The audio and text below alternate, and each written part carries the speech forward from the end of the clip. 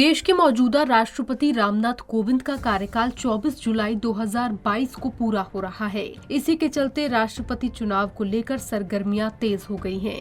नए राष्ट्रपति के चुनाव के लिए चुनाव आयोग ने तारीखों का भी ऐलान कर दिया है। वहीं 18 जुलाई को मतदान और 21 जुलाई को काउंटिंग का ऐलान होते ही नेताओं में मंथन भी शुरू हो गया है। वहीं राष्ट्रपति चुनाव की सरगर्मियों के बीच एक ऐसा किस्सा है जो राजस्थान के लोग कभी भूल नहीं सकते। हालांकि ये राजस्थान ही नहीं, देश की राजनीति में अद्भुत स्थान रखता है। दरअसल 125 करोड़ की आबादी में राष्ट्रपति पद के लिए दो मुख्य उम्मीदवार न सिर्फ एक ही राज्य बल्कि एक ही जिले से थे। राष्ट्रपति चुनाव 2007 बात 2007 की है, जब देश के उपराष्ट्रपति रहे भैरों सिंह शेखावत को एनडीए ने राष्ट्रपति पद के लिए अपना उम्मीदवार बनाया और उसी चुनाव में यूपीए ने राजस्थान की राज्यपाल रही प्रतिभा पाटिल को मैदान में उतारा। दोनों की पारिवारिक पृष्ठभूमि जब सामने आई तो ये बात सभी को चौंका गई, क्योंकि दोनों ही उम्मीदवारों का जुड़ाव राजस्थान के सीकर जिले से निकला। मैदान में खड़े हुए बेटा और बहू।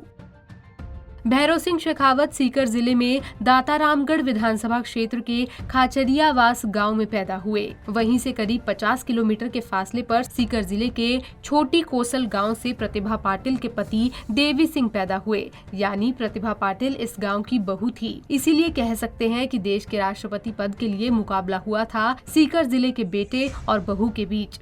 इस रोचक तथ्य के सामने आते ही सीकर जिला और उसके खाचरियावास और छोटी लोसल गांव देश भर की मीडिया के नजरों में आ गए थे। इस गांव के लोग आज भी इसका जिक्र करते नहीं थकते। अलग अलग दिशा में राजनीतिक ओहदों पर रहे दोनों।